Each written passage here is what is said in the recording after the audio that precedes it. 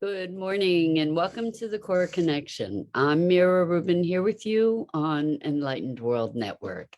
And today's topic is expectations and how we often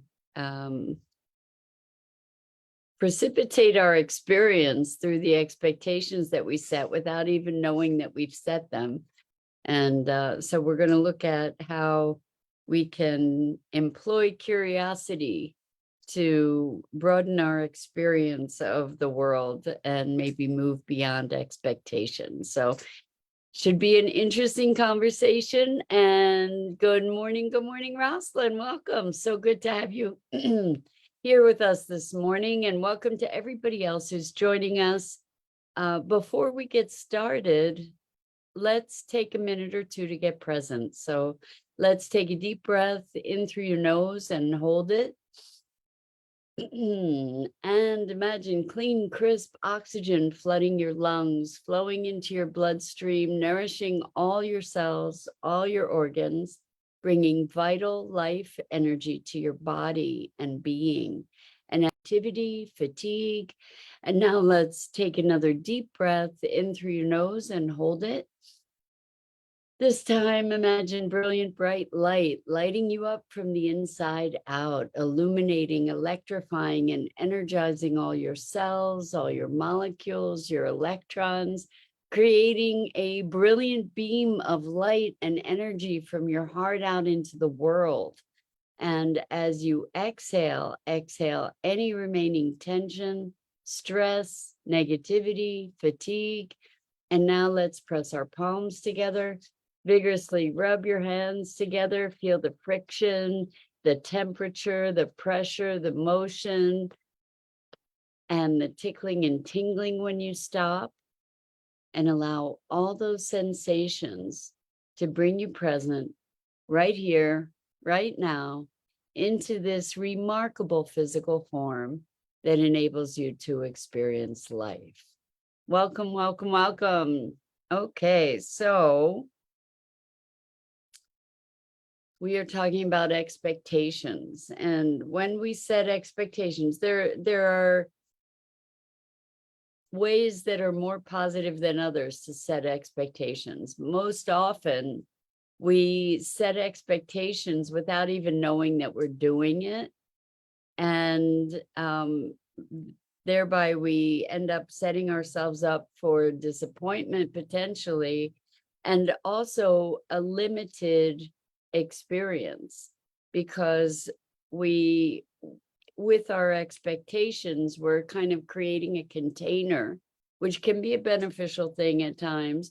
But when this is happening unconsciously, we're creating a metric by which to measure our experience. And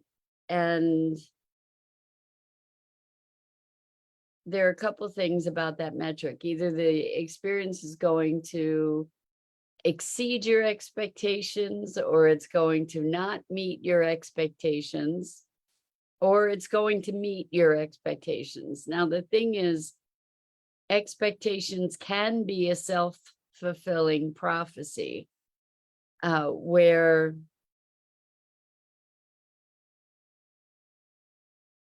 because I'm expecting something, I'm acting in a particular way that invites that response, for instance. So if I expect somebody to be standoffish, I may already be acting defensively when I approach them, right? Or if I expect to have a miserable time, it's likely that that's actually what's going to happen.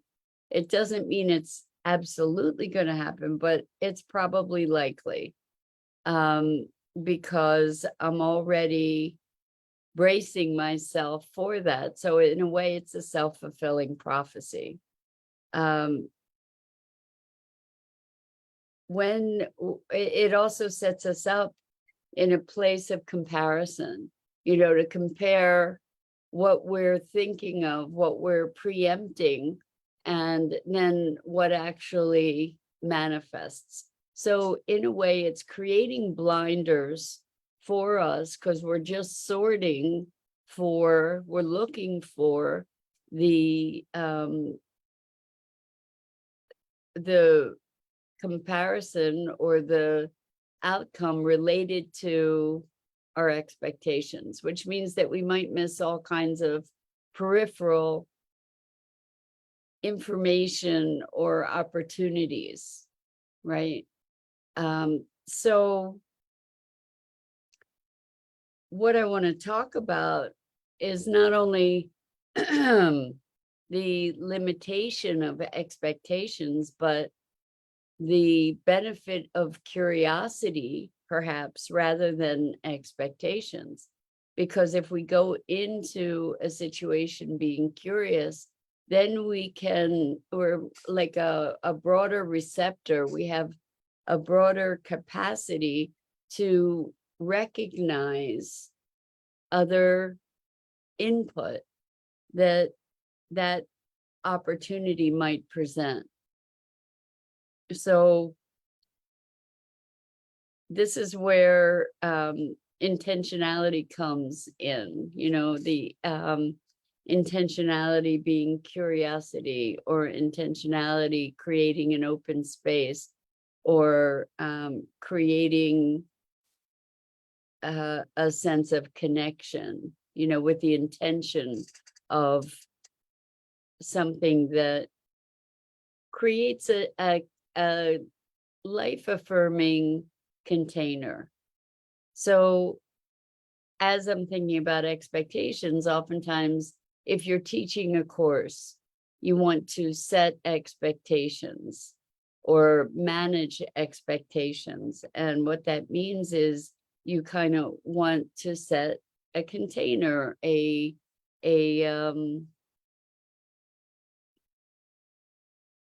parameters for the experience. And it doesn't mean that those parameters or that container needs to feel limiting. It can be created as an expansive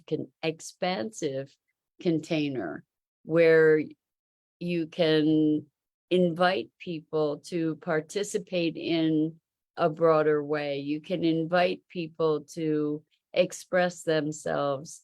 And what this is doing when you make such an invitation at the beginning of something is it's sort of setting the guidelines. It's sort of letting people know what kind of behavior is acceptable, or gives them a context for interpreting other people's behavior. Or I'm thinking particularly in the context of a coaching group or a class, for instance, setting the community rules, expressing this is a space where blah, blah, blah can happen. That provides people with something of a framework that gives them a sense of safety and like a very, very, very broad sense of predictability. To say, oh, okay, so I know what the nature of this place is or this space is. And it's interesting to me how comforting that can be.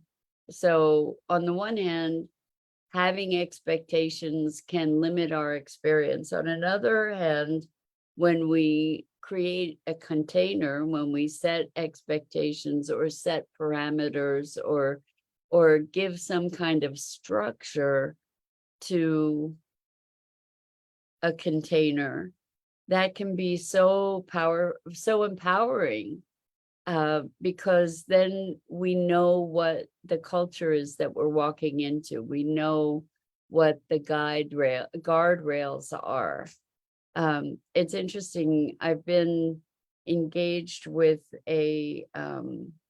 I guess we could sort of call it a school of thought, a mastermind. I guess to me, it's a combination of those things.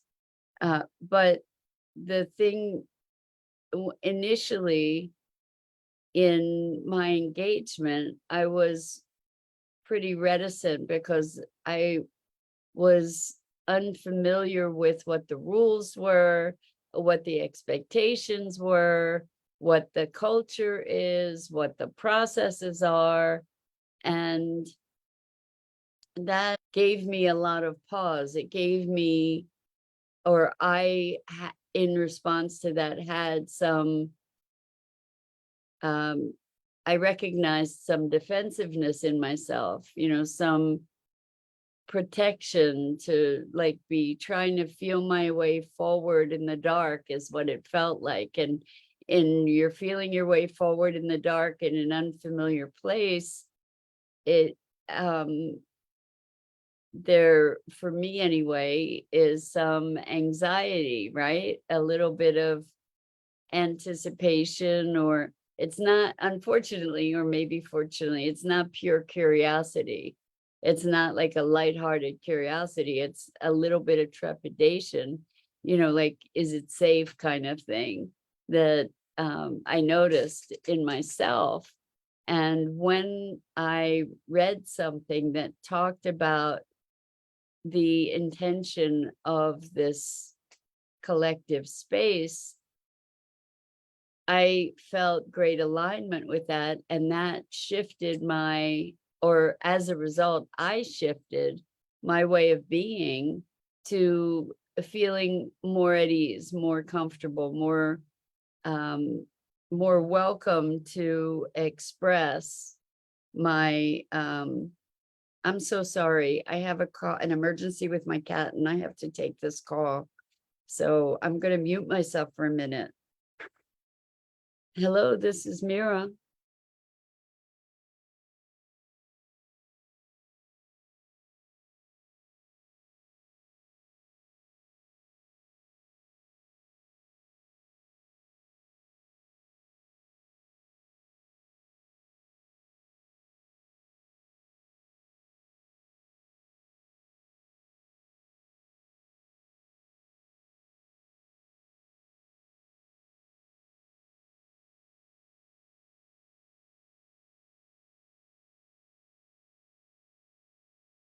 Okay, so sorry about that interruption. If it weren't something of an emergency, I wouldn't have taken the call.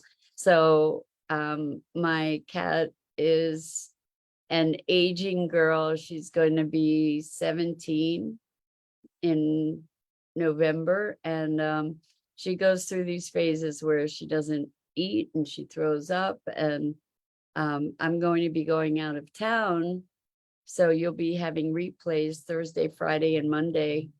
But the only time they could fit me in was tomorrow. So I apologize for the interruption. And anyway, so back to expectations. We might, I kind of got off track there. I apologize for that. And I saw actually Rosalind says, so the experience takes place ahead of the actual event. I love that, right? Like we're pre-experiencing our experience, right?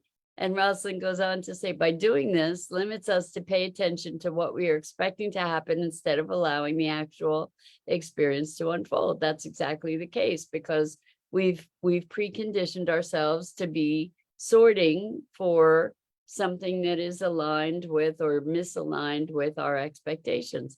One way to practice is when you're eating, not being distracted while eating, consciously using senses to taste food. Absolutely. So when we are present, there is a broader field. When we have curiosity, there is a broader field of potential experience, right? So Rosalind says, okay, replace Thursday, Friday, and Monday. Warm snuggles for Jules. So I thank you for that. She's almost 17, but she's still my kitten. And so somebody's going to be here taking care of her, and I'm concerned around that. So just sort of squeezing things in a very packed, busy schedule. And coordinating with other people that have packed, busy schedules, so that hopefully we can get her in good shape for while I'm away. So thanks for your wishes around that. Much appreciated.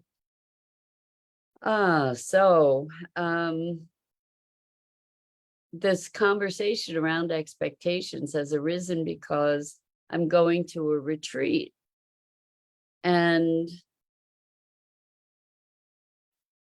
you hear all kinds of things about results of certain practices, and the temptation is to have expectations about what's going to happen. Like, you really want a certain outcome, you really are looking for a certain type of experience, and that's the inclination, right? Is to have these unconscious, unspoken expectations. And in a way, expectations are like goals. You either meet them or you don't, or you might exceed them. But they're kind of black and white.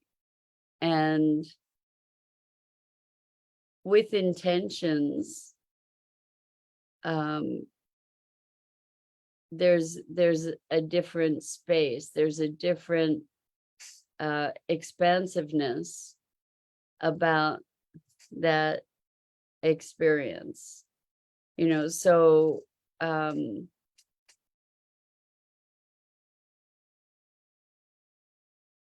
it's so interesting to just be looking at the multiple ways to be able to interpret almost anything.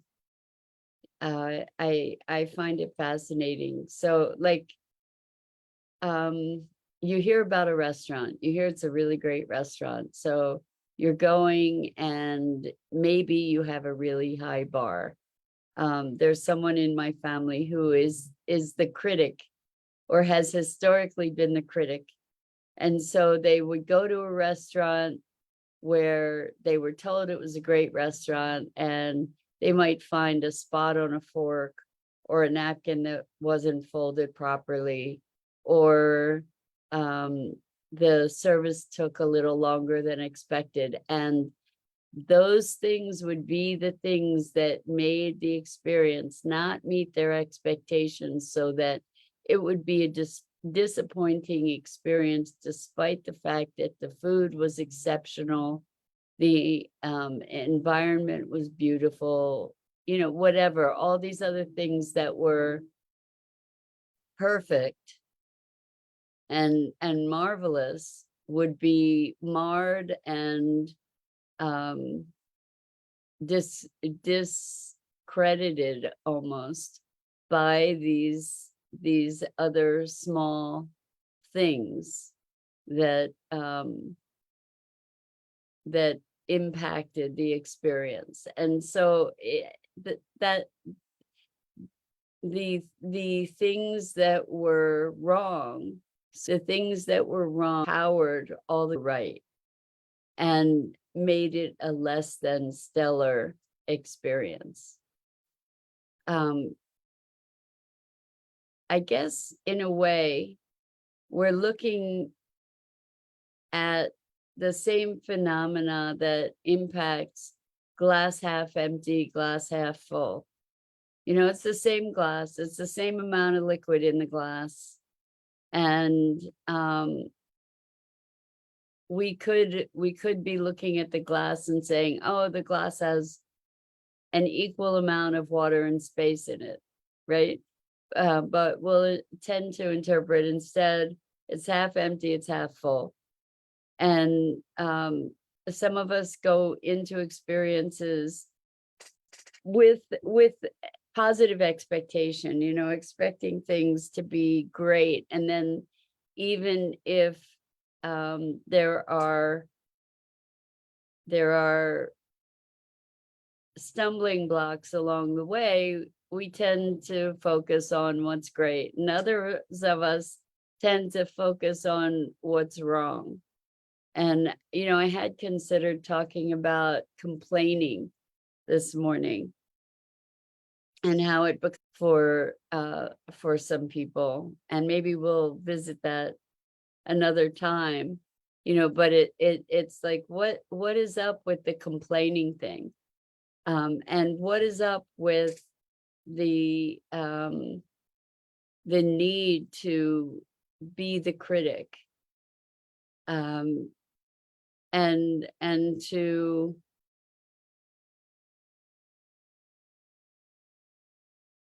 be having these expectations of things. It's like, oh, well, that was a disappointment. Well, where does disappointment come from? Disappointment comes from having and projecting an expectation on something that is then later not met. And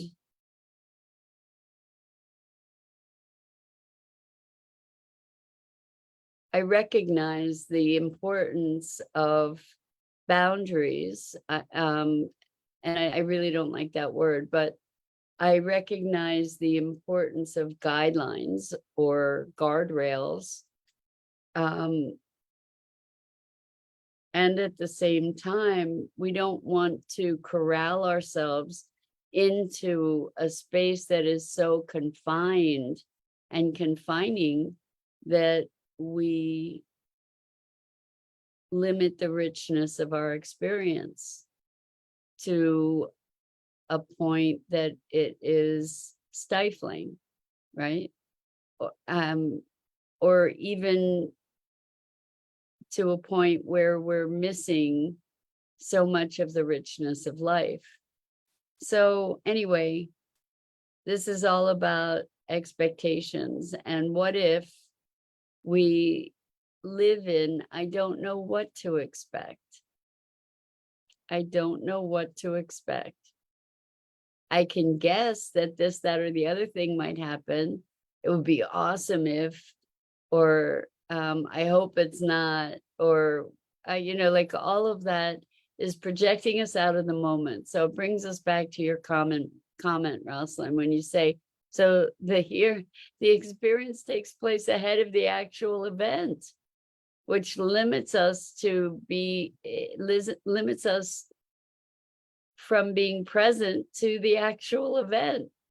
So what happens if we, rather than unconsciously set expectations, we instead consciously allow ourselves to explore without expectation? What would that be? What would it be to explore without expectation?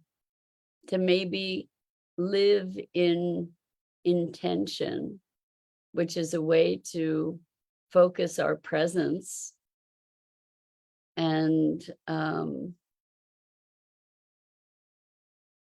move from that space of presence. I guess the whole thing with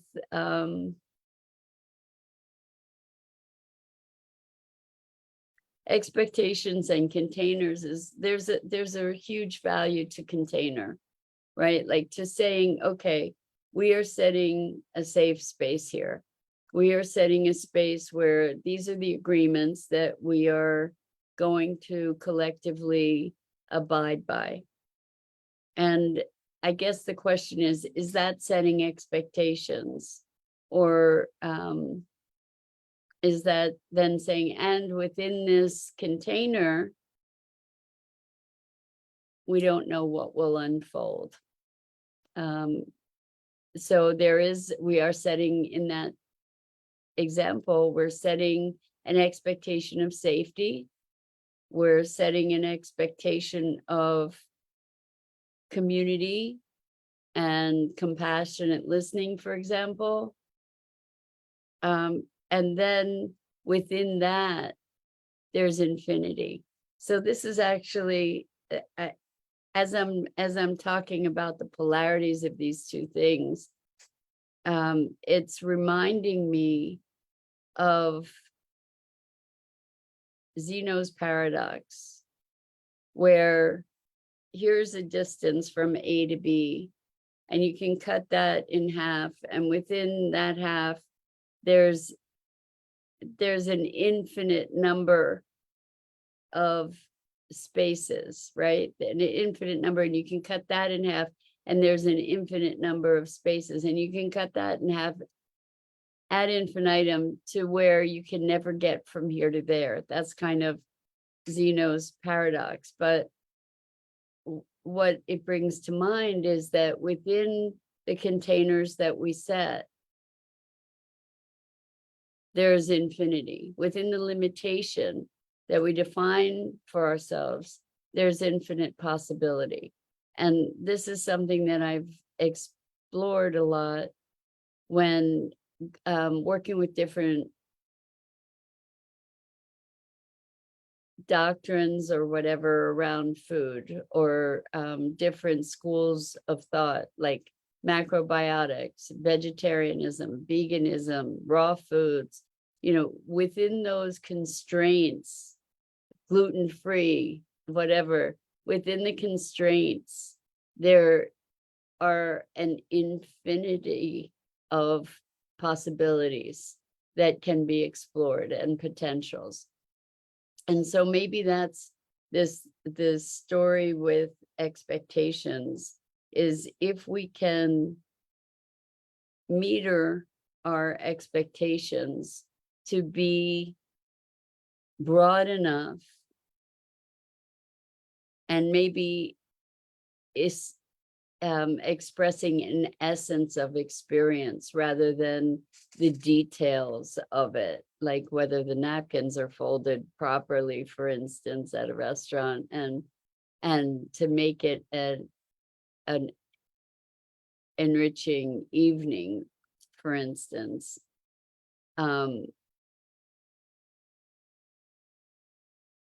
We give ourselves more space to live.